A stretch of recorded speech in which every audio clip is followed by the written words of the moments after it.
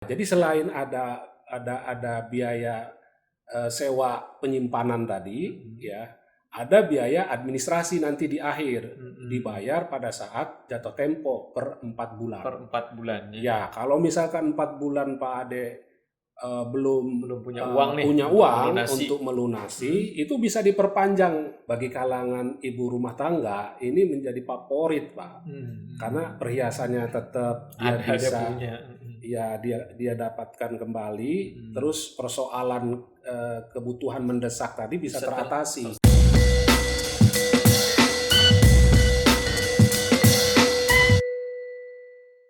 Baik, kembali lagi di Bincang Ekonomi Syariah Terkini. Pak Ade, Ya. kita lanjutkan ngobrolnya ya. Tadi sangat menarik, saya kira kita sekarang berbicara lagi yang lebih mendalam lagi tentang pegadaian syariah ini. Baik. Pak Ade, mungkin saya minta dijelaskan terkait dengan akad-akad ya.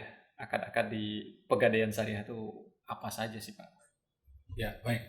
Terima kasih.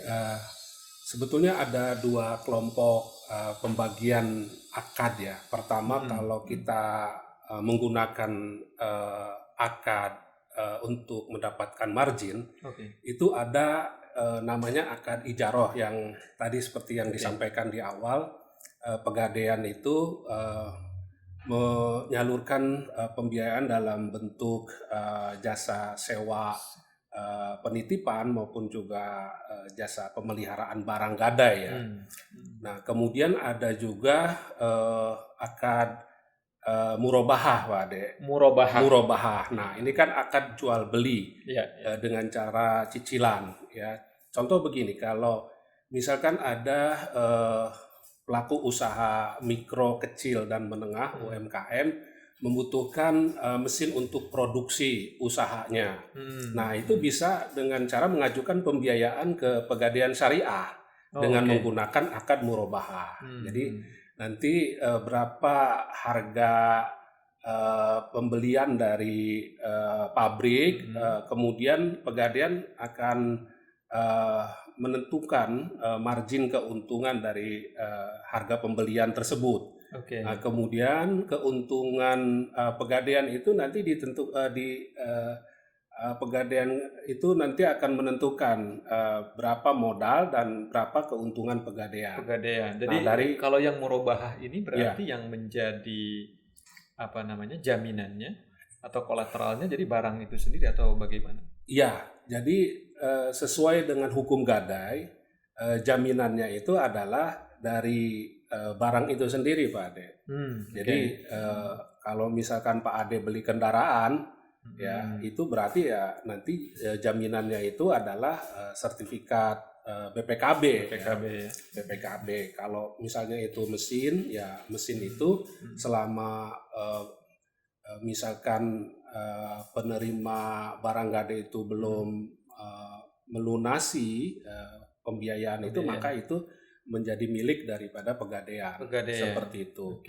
Nah, terkait dengan itu Pak, ada nggak ketentuan misalnya ya, berapa lama mesin gitu kan, atau misalnya kendaraan tersebut bisa bisa dibiayai dan kemudian bisa menjadi jaminan atas pembiayaan tersebut. Katakan umur ekonomis dari sebuah mobil katakan gitu ya, misalnya 5 tahun gitu, atau misalnya 10 tahun. Ada nggak ketentuan seperti itu? Ya, umumnya sih Pak Ades, pegadaian syariah ini menyalurkan pembiayaan akad murobahah itu untuk kendaraan ya. Kendaraan. Ya, karena jelas kalau kendaraan itu kan ada BPKB-nya ya yang bisa diagunkan. Kemudian termasuk juga pegawai karyawan dari pegadaian itu sendiri ya. Dia kan memperoleh gaji ya, atau dia punya penghasilan tetap. Nah, termasuk juga ya pegawai atau karyawan di perusahaan yang lain yang maksudnya untuk mendapatkan pembiayaan dari perolehan kendaraan. Dari pembiayaan untuk pembelian kendaraan tadi. Ya, itu selama tenggang waktu misalkan 2 tahun ya periodisasinya, ataupun 3 tahun lah paling lama, itu maka pembayaran itu bisa diangsur. Oke. Jadi Ya. jadi disinilah Pegadaian memperoleh keuntungan ya dari Apakah hasil. sama dengan konsepnya leasing, Pak, kalau seperti itu? Ya, Konsep perusahaan leasing. ya betul Pak Dek. Hmm. Jadi Pegadaian sekarang sudah mengembangkan produknya itu tidak hanya oke. jasa pemeliharaan barang gadai saja, Ya, tapi ya. juga sudah mengembangkan pembiayaan murabahah. Murabahah. Tadi untuk membiayai kebutuhan masyarakat yang ingin membeli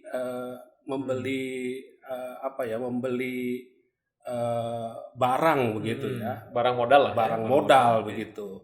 Jadi sekarang Pegadaian itu sudah memiliki berbagai macam bentuk akad.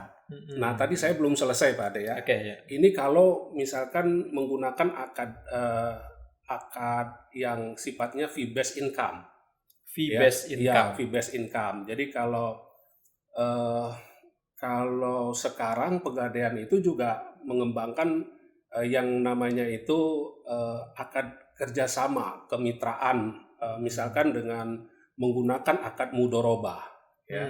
Kemudian juga akad musyarakah mutanakisoh, gitu. Oke, Jadi satu-satu Pak, ya, dijelaskan. jadi sebetulnya pelaku industri yang membutuhkan modal usaha itu bisa melakukan akad mudorobah dengan Pegadaian Syariah. Jadi nanti keuntungan dari usaha itu bisa bisa sharing keuntungan. Jadi kalau misalkan Pegadaian itu menyalurkan modal usaha, kemudian pelaku industri ini menjadi sebagai pelaksana di lapangan, maka ini bisa join, bisa mendapatkan keuntungan bersama. Ya, sistem pembagian keuntungannya itu berdasarkan pada perjanjian di awal. Jadi di awal sudah ditentukan Pegadaian Syariah misalnya memperoleh keuntungan 40%, kemudian untuk yang partnernya itu 60%, gitu. Itu dengan akad mudorobah. Mudorobah itu artinya sharing keuntungan atau seperti apa? Iya. Jadi di sini kerjasama antara sohibul mal, yaitu pihak Pegadaian yang meminjamkan modal kepada pelaku usaha, kemudian pelaku usaha di sini dia melakukan bisnis gitu ya, untuk digunakan dalam rangka membiayai usahanya itu. Oke, tentu usahanya juga harus sesuai dengan syariah ya. Ya, tentu. Ya, itu udah pasti. Salah satu yang dibolehkan dalam kegiatan usaha yang dibiayai oleh Pegadaian Syariah itu harus yang halal. Jadi kalau misalkan usahanya itu bertentangan dengan prinsip syariah, tentu ini tidak diperbolehkan. Iya. Oke. Oh baik, berarti kan sudah berinovasi sekian banyak ya produknya itu tidak hanya dalam bentuk gadai yang kita kenal sebelumnya gitu ya. Ada pembiayaan tadi dengan akadnya akadnya apa tadi? Akad ijaroh dan akad murabahah. Oke. Kemudian ada juga mudorobah tadi. Jadi bagi hasil. Termasuk musyarakah mutanakisoh juga. Nah, itu apa itu, Pak? Musyarakah mutanakisoh itu merupakan kerjasama antara dua pihak. Dalam hal ini adalah pihak Pegadaian dengan pelaku usaha, gitu ya, untuk membiayai misalnya pembelian produk ya, atau misalkan membutuhkan biaya untuk membeli barang yang dibutuhkan untuk usaha itu. Nah, itu bisa dengan cara menggunakan akad musyarakah mutanakisoh. Nah, akad musyarakah itu kan harus ada kontribusi modal dari kedua belah pihak. Ya, baik itu dari Pegadaian ataupun dari pelaku usaha. Nah, kemudian di sini apa namanya, sistem pembayarannya itu bisa disesuaikan dengan nilai barang itu, barang yang dibeli tadi itu, Pak.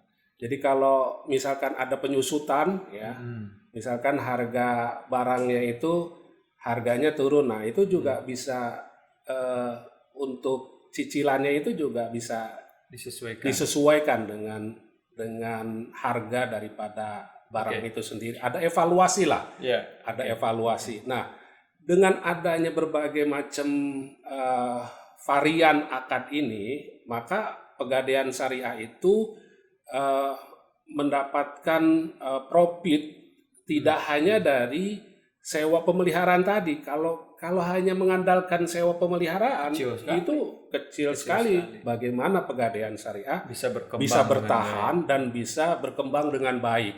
Nah, ini sebetulnya inovasi, Pak Ade. Ya, inovasi yang terus dilakukan oleh Pegadaian Syariah untuk menjadi lembaga yang profitable. Apalagi objek gadainya sekarang itu bisa berupa surat berharga tadi sesuai dengan fatwa nomor 68 tahun 2008, fatwa DSN tentang rohan tasjili. Nah, rohan tasjili itu apa namanya, objek gadainya itu berupa surat-surat berharga tadi.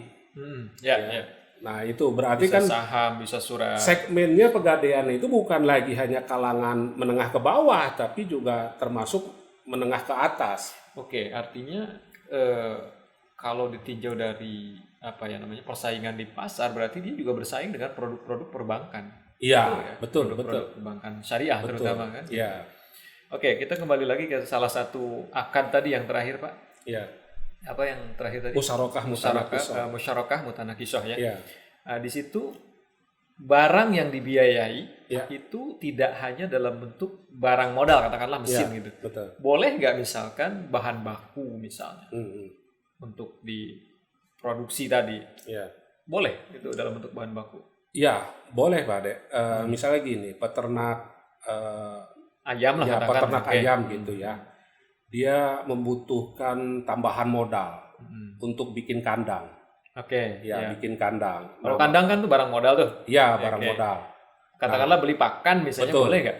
Boleh, untuk membeli pakan juga boleh. Bibit gitu, misalnya gitu ya. Bibit obat-obatan. Gitu ya. Iya, jadi bisa bentuknya macam-macam lah ya.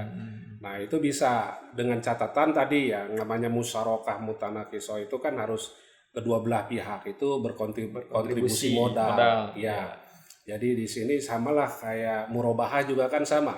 Jadi kalau Pak Ade beli rumah itu kan harus ada DP dulu yang dibayarkan ya. Iya, betul. Itu sebagai kontribusi Pak Ade, kontribusi modal gitu ya. Nah, itu bisa dengan cara menggunakan akad musyarakah mutanakisah itu tadi. Asalkan ada kontribusi itu tadi. Jadi beda dengan mudharabah kan. Kalau mudharabah itu kan modalnya itu sepenuhnya dari sohibul mal. Iya. Si mudharib itu dia hanya mengelola saja. Dia tanpa memiliki modal sepeser pun. Dia hanya modal tenaga, kemudian waktu gitu ya. Nah, jadi itu perbedaannya Pak Ade kalau akad mudharabah sama musyarakah mutanakisah. Oke, ini kita sudah bicara inovasi produk Pegadaian nih. Betul. Ya. Nah, sekarang saya agak balik lagi ke hal-hal yang agak lebih teknis nih Pak.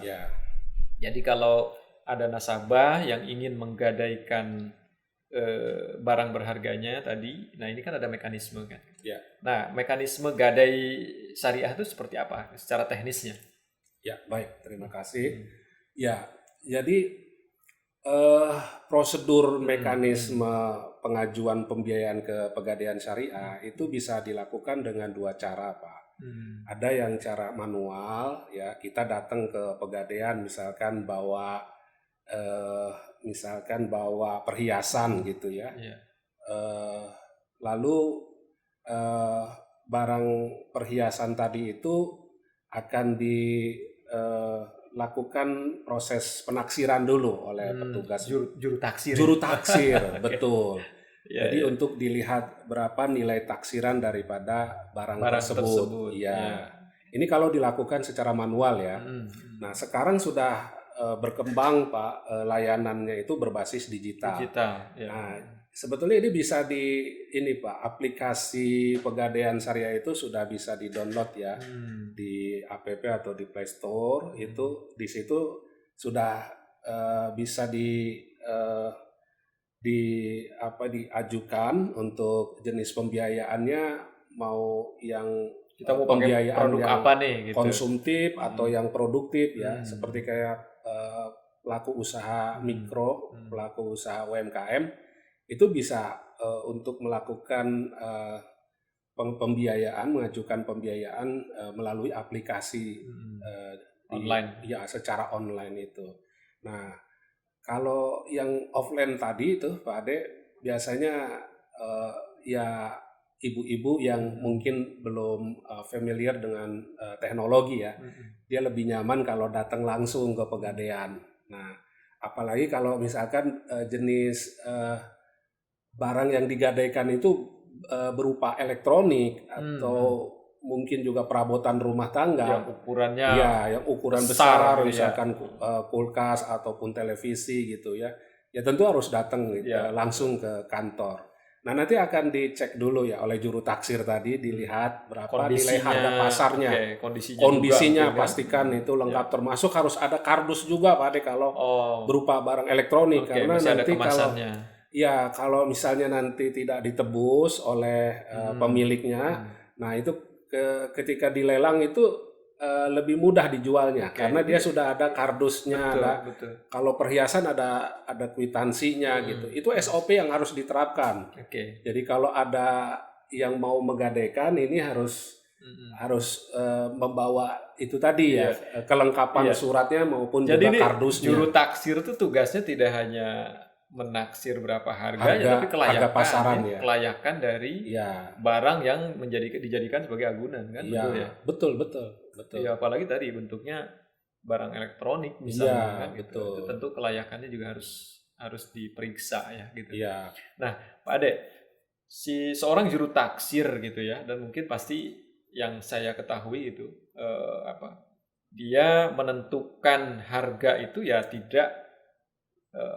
tidak sebesar apa yang ditaksir atau dimiliki oleh si nasabah. Katakan misalkan perhiasan ya. Perhiasan ini misalkan 5 gram emas dengan harga 500.000 misalnya. Nah, walaupun di situ ada dokumen, ada suratnya misalnya si emas tersebut kan gitu ya. Belum tentu kan dia menaksir itu 500.000 karena ada dokumennya gitu. Belum tentu seperti itu kan ya. Ya. Baik. Pegadaian selama ini dalam hal memberikan nilai taksiran barang itu tidak 100% Pak. Jadi biasanya 90% maksimal. Gitu. Maksimal 90% ya. Sebetulnya bisa aja sih nasabah itu tidak mengambil seluruhnya ya, atau tidak mengambil yang maksimal gitu. Misalkan kebutuhan dia itu sebetulnya cuma 200 atau 300.000 lah, tidak butuh banyak gitu. Nah, itu bisa Pak. Jadi nggak mesti harus ngambil itu maksimal 90% gitu. Kenapa Pegadaian mengambil maksimal 90% pembiayaan gitu ya dari taksiran sih. Ya, dari taksiran nilai harga barang. Iya, hasil taksiran hasil dari juru taksir. Oke, baik. Betul. Karena juru taksir itu kan dia sudah punya standar harga pasar ya pada saat itu gitu. Jadi dia juga sudah punya metode. Iya, dia sudah punya metode ya. Jangan sampai nanti juru taksir itu menetapkan harga itu tidak merujuk kepada nilai harga pasaran ya, pasar secara umum begitu, karena resikonya nanti Pegadaian akan nanggung resiko kerugian kalau misalkan tidak merujuk kepada standar nilai harga barang saat itu gitu. Nah, ini Pak Ade, jadi kelebihannya kalau kita mengajukan pembiayaan di Pegadaian itu mau maksimal bisa, mau ngambil yang minimal juga bisa. Jadi kalau mau Pak Ade coba silahkan aja, nanti Pak Ade ada misalkan cincin kawin, mau dicoba bagaimana Disekolahkan. mau pengen tahu, sekedar tahu ya. Iya. Nanti nilai taksirannya misalkan cincin kawin Pak Ade itu harganya 10 juta, tapi Pak Ade nggak membutuhkan sebesar itu, hanya 100.000 saja misalkan. Nah, itu boleh ya? Boleh. Itu. Jadi tidak mesti harus mengambil yang maksimal, gitu ya. Oke, dengan jaminan. Karena resikonya kan kalau kita ngambil terlalu banyak, mobil yang 90% tadi, ketika kita mengembalikan uang, ya, membayar,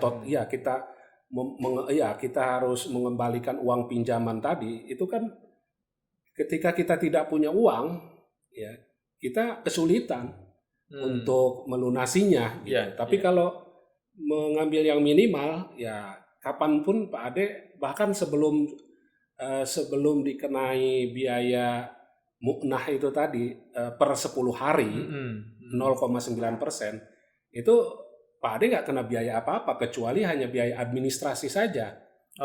Jadi selain ada biaya sewa penyimpanan tadi, ya, ada biaya administrasi nanti di akhir, dibayar pada saat jatuh tempo per 4 bulan. Per 4 bulan. Ya, kalau misalkan 4 bulan Pak Ade belum punya uang untuk melunasi, itu bisa diperpanjang. Oh gitu. Ya, bisa diperpanjang 4 bulan kemudian. Oke, ini kelebihannya berarti ya dari sistem gadai ya. Itu terjadi di konvensional dan di syariah. Bisa diperpanjang segala macam. Iya, sama, di konvensional juga bisa diperpanjang 4 bulan lagi gitu. Oke, berarti dengan tetap kita membayar sewa penyimpanan dan juga pemeliharaan ya, yang per 10 hari tadi ya. 0,9%. Ya. Oke, saya kira ini sangat menarik ya, dan itu bisa relatif terjangkau lah ya oleh masyarakat. Ya, ini memang saya berpikir memang ini Pegadaian ini salah satu dikatakan sebagai instrumen gitu ya di masyarakat yang bisa menolong barangkali ya, bisa menolong mereka yang membutuhkan dana dalam waktu yang cepat kan gitu ya. Betul. Jadi memang mekanismenya juga berbeda dengan perbankan. Betul ya Pak ya tadi. Betul. Kalau perbankan kita ngajuin kredit kan. Iya, persyaratannya banyak. Kemudian ada 5C kalau tidak salah itu. Iya, kemudian kalau di perbankan itu juga segmen pasarnya kan kalangan menengah ke atas. Betul. Ya. Karena nggak ada itu yang namanya perbankan melayani pinjaman untuk yang 50.000, 100.000. Iya. Kalau perbankan itu minimal 50 juta. Iya kan. Betul, yang mesti besar ya, karena memang prosesnya pun juga relatif panjang, butuh biaya yang cukup tinggi ya. Iya, betul. Nah, ini solusi Pak. Solusi untuk masyarakat yang membutuhkan dana cepat ya, daripada dia minjem ke bank harus memiliki persyaratan yang sudah harus bankable kan? Iya, bankable. Kemudian juga suatu saat si penggadai tadi itu bisa menebus ketika dia sudah punya uang. Gitu ya. Dia tidak akan kehilangan asetnya. Dan asetnya pun tidak hilang karena bisa diambil kembali. Gitu. Jadi inilah jadi kayak semacam bagi kalangan ibu rumah tangga ini menjadi favorit Pak. Karena perhiasannya tetap dia dapatkan kembali, terus persoalan kebutuhan mendesak tadi bisa teratasi tanpa dia harus menjual ke toko emas gitu ya. Kalau dijual hilang sudah kan? Belum tentu bisa beli lagi. Betul, dan tidak ada harapan untuk kembali kan gitu ya. Tapi kalau di Pegadaian kan bisa ditebus, kemudian perhiasan bisa dimiliki kembali. Ada solusi juga tadi, bisa diperpanjang. Permasalahan kebutuhan mendesak tadi, misalkan kayak di saat sekarang nih menjelang tahun ajaran baru gitu ya. Ini mau Idul Adha. Pasti kebutuhannya, apalagi Idul Adha, kebutuhan meningkat. Nah, jadi dengan adanya alternatif pembiayaan Pegadaian Syariah itu ya permasalahan menjadi teratasi ya. Gitu. Baik Pak Ade, ini yang berikutnya nanti kita bicara tentang bagaimana Pegadaian Syariah ini khususnya menghadapi era digital, ada finansial teknologi dan seterusnya. Tapi kita rehat dulu sebentar Pak Ade. Baik. Terima kasih. Kita rehat dulu sejenak.